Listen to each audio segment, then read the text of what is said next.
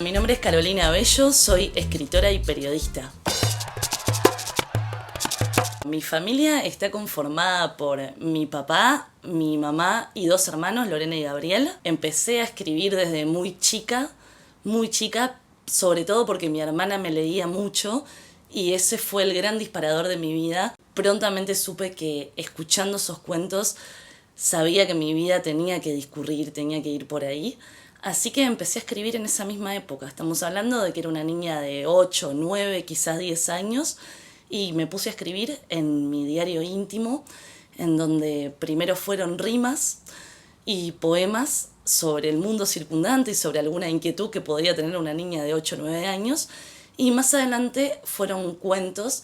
Recuerdo perfectamente a la escuela, vino un escritor de visita que, no quiero ser injusta, creo que era Tomás de Matos, estamos hablando de los 90, y organizaron un taller literario y un concurso. Entonces todos los quintos, cada persona tenía que escribir un cuento ahí, y tuve la suerte de que ese cuento que escribí ganara ese concurso y lo leyera el escritor en vivo para toda la escuela.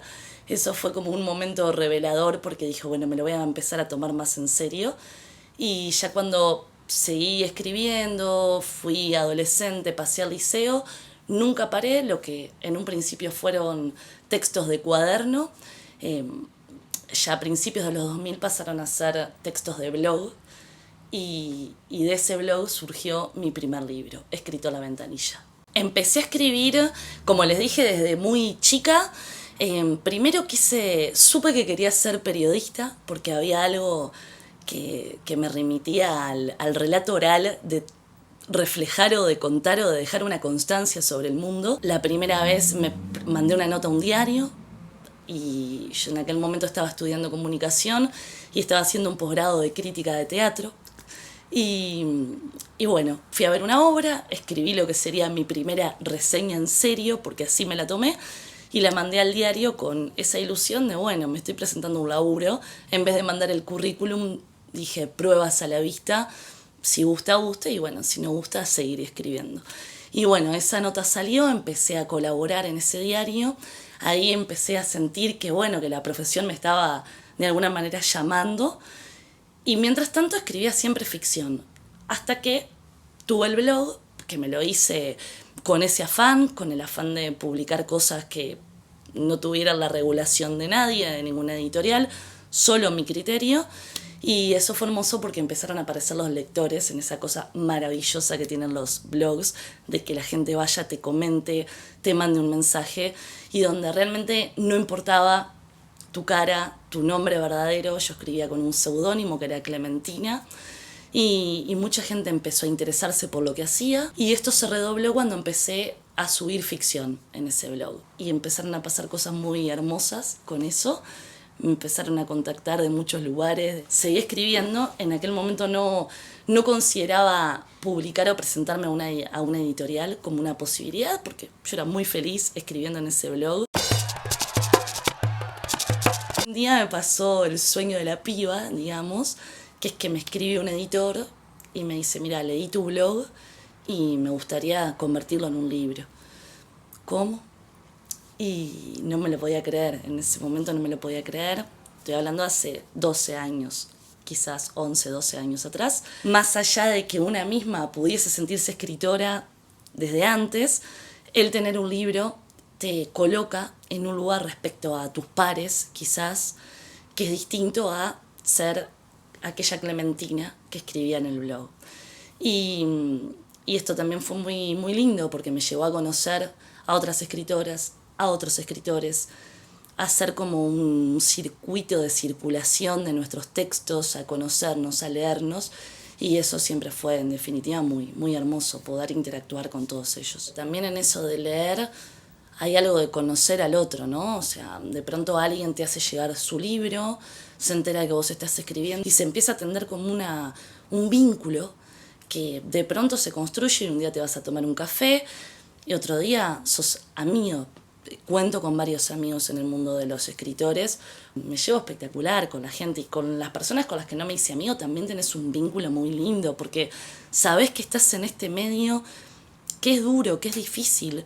Nadie vive de esto, es muy difícil llegar a vivir de esto. No es una aspiración que tampoco creo ninguno de nosotros tengamos en el momento que dijimos, yo me quiero dedicar a escribir en Uruguay. O sea, uno escribe porque entiende que es su forma de recortar el mundo y de sumar una perspectiva más.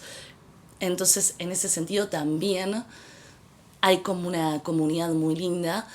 Hablando de lo que es ser mujer, varón, en este rubro, nunca me interesó que me reconocieran particularmente por, bueno, ser la escritora, ¿no?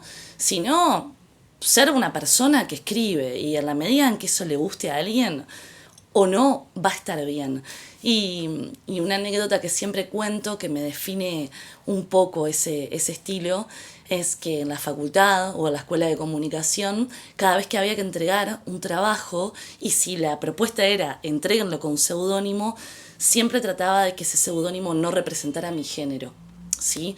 Así lo hice también con el seudónimo que me puse para participar en el premio Gutenberg, que tuve la suerte de ganarlo con Urquiza, y el seudónimo fue el nombre de una máquina de coser, Singer Sewing, la famosa máquina de coser, y eso me interesaba, que lo que valiese a la hora de esas lecturas, de esos jurados que no tenían idea quiénes iban a ser, fuera el texto escrito, no si por detrás hay una mujer, un hombre o lo que sea.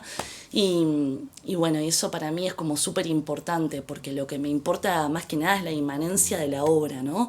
Si bien entiendo que la vida de cualquier escritor o escritora es súper importante, si vos decidís decodificar la obra desde una perspectiva biográfica, psicocrítica, etcétera, me parece que la obra tiene que valer por sí misma como cualquier obra, no solo la literatura.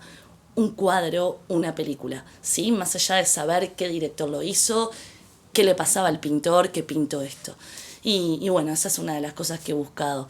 Creo que los escritores cuidamos la obra en este sentido de hacerla valer por sí misma, porque pasamos mucho tiempo y le dedicamos mucha vena y mucha respiración y mucho hombro cansado a eso que hicimos. Entonces, nosotros muchas veces deberíamos corrernos un poquito al costado.